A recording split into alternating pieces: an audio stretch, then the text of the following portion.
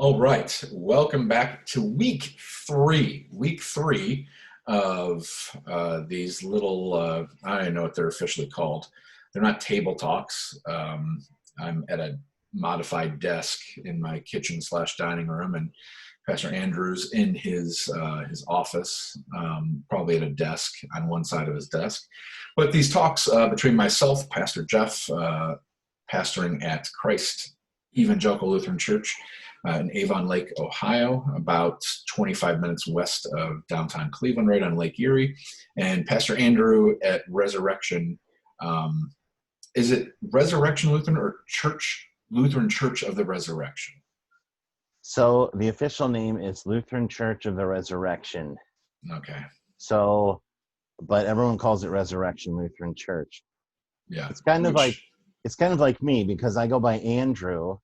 But right. That's my middle name. So when I need to sign like official documents, I have to put my first name, Aaron. Yeah.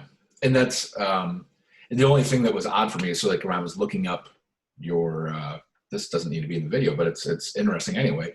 When I was looking up trying to find your guys' YouTube channel for some of the videos, I kept typing in like Google Resurrection Lutheran Church Rochester, and it would give me all these other different things.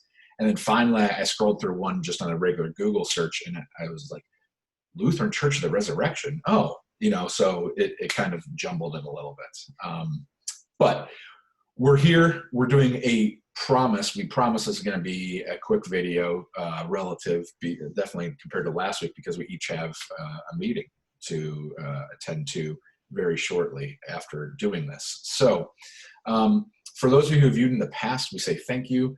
For first-time people, we say thank you for being here and giving this a try. I think we have a good topic today. One thing I will remind people of, or ask people to do, is if you watch this, please comment. Even if you just put like watched it or saw two guys, anything. And if you watched it, please let us know, because we really enjoy doing these. And we can see that people theoretically have viewed the video, but we don't know if what we're talking about is actually relevant, if people are enjoying it, or if it's causing people to think. So we want to do our best to not just talk to each other, but to help kind of promote Lutheran tradition, theology, Bible study, all of those things, the reason that we're getting together to talk. So please comment on that. With that being said, and because we only have so much time today, the topic of conversation is this. So I'm going to ask Pastor Andrew a question, and he is going to roll with it, and then I'm going to kind of give my interpretation of it as well. So when pastors, and Andrew, you and I both started off on seminary, down at Trinity Lutheran Seminary, Columbus, Ohio, at the same time. I'm assuming you did. I did it, I know, had certain assumptions about what seminary was going to be like. It lived up to those in certain places and fell short in other places. But then seminary kind of instills in you this idea of this is what ordained ministry in a congregation looks like. And they line up classes and different topics to prepare you for this vision of what the church is. Does that match up with reality? So the question is, what is something that kind of surprised you once you got into your first congregation? Did you only experience it there, or have you experienced it in any church that you've served? And what is the difference between what we're taught in seminary as this is what congregational life looks like for a pastor, and then the reality of that? Yes. So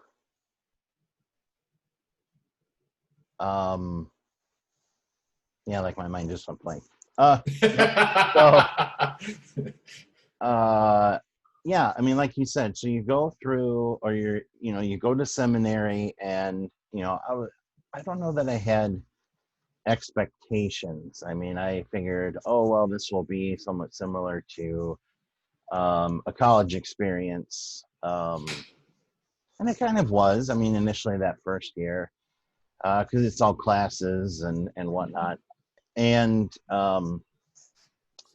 but they tell you in seminary, at least they did, things have changed since you and I have been in seminary, how they teach and how that goes. But, they tell you, oh yeah, we're going to prepare you, and you're going to learn all these things, and you go through and you just have this massive amount of deep theological knowledge. I mean, when I just went through some of my files to clean up my office because, 4 years, and I finally unpacked my last box. So, um, uh, we have these like big papers we have to write. There's the like translations in Hebrew and Greek and all this. So anyway, so you have all of this stuff, and then they tell you, it's like, yeah, so you're going to get out in the world, you're going to use all this. Well, I'm going to say you use maybe 10% of what you learn out in the world, because it's just completely different. I think we had one class where it's like, all right, so this is what congregational ministry is going to look like. And that was taught by a professor who hadn't served a congregation in 25 years. At least, yeah. Yeah, at least. So, so like I went into my first church ready to just, go for it and try and have these big, deep sermons and, oh, let's do a Bible study and let's talk about this or that. And, people, but I don't think people generally like want to get that in depth. I mean, sometimes, you can get deep into it and they're like, wow, yeah. But for me, my whole ministry, and that I've learned is just to be genuine, and especially just with everything, relationship with God, God's relationship with us, our understanding of Christ and his teachings, which of course it's like, yeah, that's what the Christian church is. I mean, that's what we always talk about. But it's just not complicated. It's really a simple thing. And I think we in the world overcomplicate that. Now, of course, no, go ahead. I was told I talk too much, so go ahead. But I do too, so that's why it's a good balance. But you didn't tell me that. Someone else did. No, because I talk too much too, so I would never say that to you. I think what it made me think of was, based on what you're saying, which I think is absolutely accurate, is, showing up is truly 80 to 85% of the job of the vocation, being there, whether being there in the building for classes, being there for worship services, obviously being there for those special moments, whether it's births, weddings, deaths, like just being there. And I've never, going off of what you said, I've never been in a critical life moment with a parishioner and had them say, but did Paul really write Colossians, or did somebody else write that? Like it's never, that's never come up. Or, and part of this, I feel bad for saying this, but it's, doing work on liberation theology. Liberation theology, I think, is great. It's great to have a basic understanding of what liberation theology was. However, one of the things I remember being taught and even being docked on papers for, and I've actually told members of my congregation this because I apologize. So getting out from seminary into the church, and I was leading a Bible study, or I was talking to people about God, which is what we get paid to do. And I said he for God. I refer to God as he. And immediately I was like, can I put that word back in my mouth, and remove that gender, classification to that. And, I apologize. And the people, I remember the people looking at me going like, why are you apologizing for calling God he? And I was like, because we don't do that, and they're like, we don't care. And I was like, well, we would lose points on papers, if we, said this type of thing or did that. So I guess not to knock seminary, because there's a lot of things that could be helped with it, but they have a really tough task of trying to prepare us for everything. But I would agree. I think exactly everything you said thinking that getting out, that we were going to be preaching sermons or teaching classes or getting into side conversations about constructive theology, about church history. And when I say church history, at least in my experience, the church history that people really, really care about, it goes like this: 1517 to when was your church founded? That's the church history. Those are the traditions they care about. And it's not like, well, what happened, what formed the stuff before the Reformation, what happened in between then and there, but we're really, more concerned with that. And so, so I would, that was very eye-opening to me to see that the individual congregation and the seminary are not necessarily eye to eye in what their goal is, their weekly goal. Yeah, and I think that makes sense. The thing that I've run into as well is, especially talking to some of our ecumenical partners, or even just, other pastors in churches, or even prisoners in other churches, other denominations. I think of some of our like Baptist friends, and I don't know the different Baptist denominations, but there isn't that education that the ELCA requires of us. When I tell people, Masters of Divinity, they're like, oh yeah, so what did you do for that? You took a few courses? I was like, no, it was a 4-year master's, which, you drew a turtle and a pirate and mailed it in, and they were like, yeah, there's your certificate. Yeah. So, and then every once in a while, some people joke around. They're like, oh, well, my brother went online and he's a minister of this. He marries people every week now. And I was like, oh, I think people don't realize that either. There's a lot of education there, but you really don't use that education. As I'm sitting here looking at my like 6 bookshelves of hundreds of books that I won't say I've read all of them, but I've opened all of them. But I've signed my name in most of them. Yeah. Oh, my name's in all of these, and but yeah, I've read 85% of these books, because that's what you do, and I don't think people realize that, but you really don't use that. And 15 years now, it took me a few years to be like, oh, well, I spend a lot of money on these, and I really, they're going to just sit here and collect dust. But that's okay. It's just different. It's just different, but it's really a joy once you get out there and you do that. And and I think, going off your point, that it's that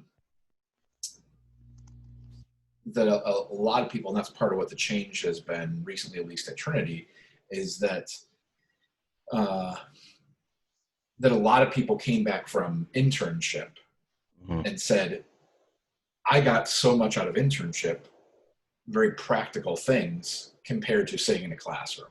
Like contextual learning, being out there doing it, provides you with such a great experience. Whether that experience is really positive and saying, yes, I hope to be able to do this one day, or really negative, going, I never want my church that I serve to be like that. But they were very real world experiences. And it's probably like most things in life. I mean, you can only get so much out of reading a book. You have to go and do it.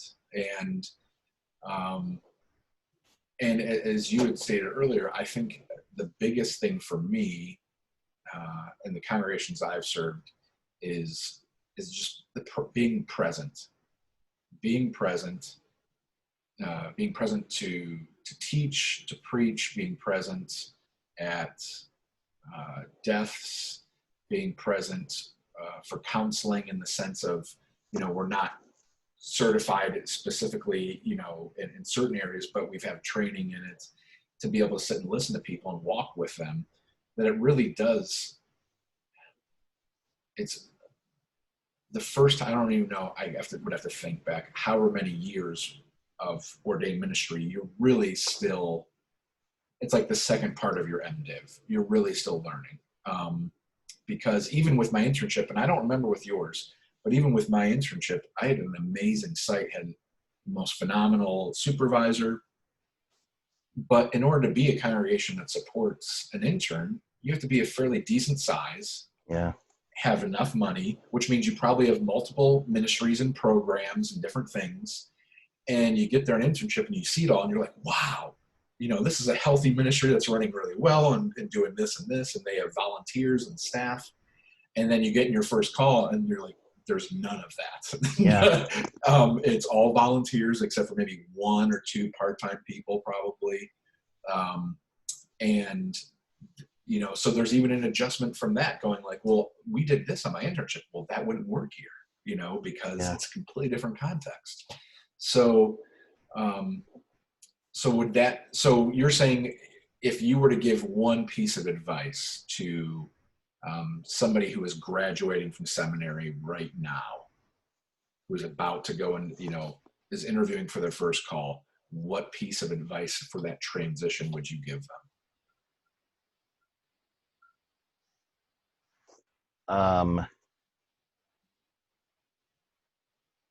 Well, it sounds real simple, but I mean, I would say to him, I said, yeah, never close the book on learning, because now's when learning really starts. Yeah.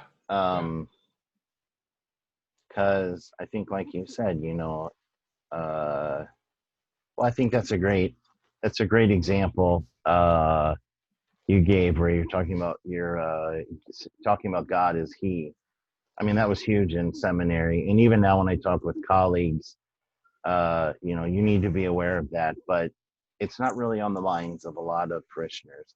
Sometimes it is, and I've had some parishioners where I referred to God as He, and they're like, well, and we have a little discussion about it, and that kind of gets me energized because they're looking to expand. But yeah, I mean, see, I'm talking too much again. No. Yeah, just be prepared for anything. Be prepared not to go out and just no, you can't go into it thinking that you know everything. And you're just going to be a wonderful minister because you read all Walter Brueggemann's books, and you can throw out names in your sermons. Yeah, that you're going to save the church. Yeah. And that would be probably the one piece of advice I would give, just and only because thinking about it as you were talking, I would say now wrongly, and I commonly joke about this in the congregations where I serve now, but I truly think that one of the drawbacks from seminary, and I think they had the best of intentions, was when I left seminary, I felt like you could have put me in any context, in any congregation, wherever, and I would have been able to nail it. I would have been able to go in. I know my stuff. I've done all these things. I've done CPE, had these different experiences, and that I would be able to do it. And not to say that you can't do it, but going out thinking that you're going to set the world on fire, that ministry has to look like this. This is what ministry looks like. I think that is something to work off of your point, to say you have to keep learning. Ministry looks different, not just between congregations, but for people in the congregation. For some people, ministry is they have to be in choir. If the choir shut down, they might not come to church anymore. And you could get in a conversation with them about, well, is that really why you're here? And it's a good conversation, but it's just a reality, and for other people, they love mowing the lawn. That's how they serve God, so ministry is a much more tangible thing, practical thing, the everyday being in the grind, being there, than it is any of the stuff you learn in seminary. It's all good background stuff. I don't dismiss the fact that we learned it. And I honestly don't know how they could have done a class saying like, you need to be ready for this. You know, for someone to call and be upset that someone put the flowers in the wrong place, or they put the wrong manger scene out, you know. I don't know how they would prep you for that, but just being willing to go in, and another pastor told me this, and I try my best to remember this all the time, is that everyone who you're serving is someone that Jesus loves. Yeah. And I know that in my head, but sometimes when I don't agree or like the person at a certain time, it's hard for me, and I have to remind myself, nope, Jesus died for that person too. And I'm not here to necessarily judge or lay down any life lessons on that. I'm here to walk with them to wherever God is calling them.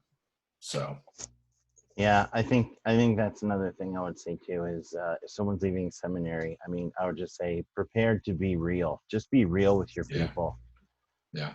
Be real with the people you're serving, and you know, you know, on one hand, you can say, yeah, I'm. You know, there's all this knowledge, and people are like, well, because I'll be saying something, or you know, maybe you had this too.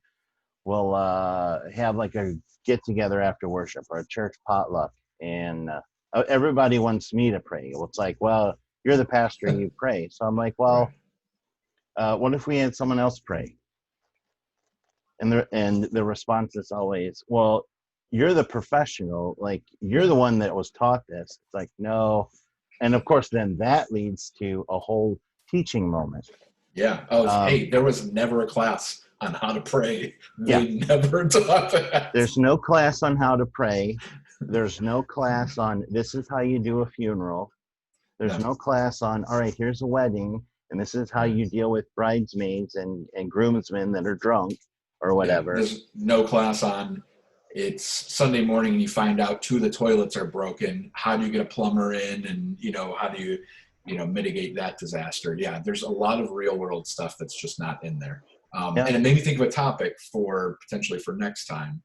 But I don't want to tell people what it is, because hopefully that'll make them want to watch. But this discussion, I think of, I don't want to say behind the scenes, but just some of the stuff that people might not realize are the thoughts or concerns even that we have, the expectations that we have, and how we feel we're perceived versus who we really are, And I guess I'll close by just saying, there is a certain image, I think, in people's minds of you are the pastor, but I want to be your friend. And going, okay, when I'm over your house for your kid's birthday party, am I still the pastor? Or am I just me? Because unfortunately, those are 2 different roles at times. Can I really let my guard down a little bit and not have to be the one who's going to pray and not there to answer Bible questions, or have people come up to me once they find out I'm the pastor and apologize to me for the fact that they don't go to church very much anymore, even though they're not even from my church. They just start apologizing. Yeah. I should really be there more. Okay, great. So I think that, in a future topic might be a good thing to discuss, just the role of the pastor and the perception of it, and how that even changes across the generations. What people perceived, people that are 80 years old and older have a certain perception of a pastor, potentially, than people who are 20. And we serve all of them. So, yeah, right, I know I'm going to get a phone. Yeah, close it out, because I'm going to get a phone call and you have a meeting. But yeah, I just want to say, if anyone has watched this far, please, we're just throwing stuff out there, and we love all our people, and we think people are great. But it's, I don't know, but it's real life. Yeah. And so again, if you're watching this far, we're going to close it out now. But if you have maybe some topics you want to hear about, just, send a comment. And again, please, nice comments. But comments. Yeah. But make a comment. Yeah. All right. Good work. I'll talk to you later. I appreciate this. All right, me too. Thanks. All right, God's blessings.